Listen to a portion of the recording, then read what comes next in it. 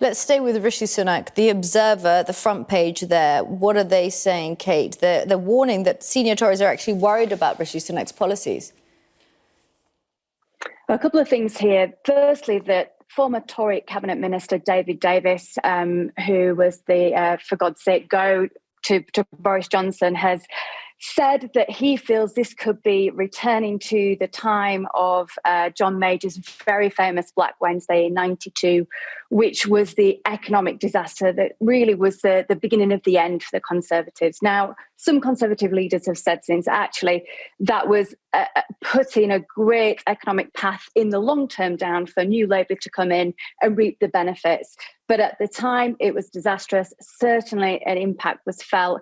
And I think this is the scaremongering, the real push to his fellow Conservatives that he wants change. And that is, we need a reality check. We have got this horrendous cost of living crisis. We've got non-answerable elements of where funds have gone that are desperately needed. And I think this is the time for action that we're not seeing. We're just not seeing to any extent. And reassurance, we've got people absolutely leading chaotic lifestyles, trying to make those decisions between heating and eating. That's a reality. And it's no surprise that the Conservatives are going to feel the push when it comes to the next electoral poll, because how can anyone look at them and think that they are doing the right job by the British public right now? Kate, do you agree? Do you think he's going to have to do something, given that it's all just going to get worse? Yes, and he has to be visible. I mean, we need to hear from him.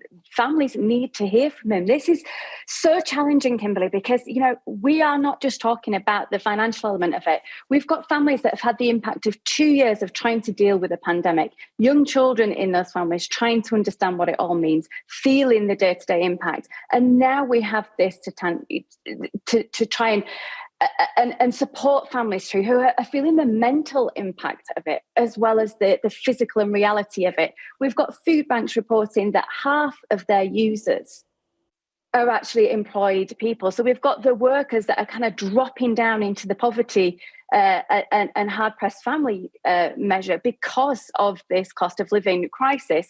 You can budget all you want as a family. You can try and pull back on the supermarket shop and everything. But when the reality is that food and fuel make up such a vast part of your income spend, that you don't have that room for manoeuvre, this is reality. And I agree wholeheartedly. October petrifies me, really worries me, because the minute we turn back into needing that fuel, when inflation is said to be going up and up and up this year, and families might have just managed to adjust to some type of level, they're going to be hit all over again with that impact. So we need deeds, not just words, but we need the words as well. We need reassurances. We need support for families who just feel that they're in now the third year of chaos.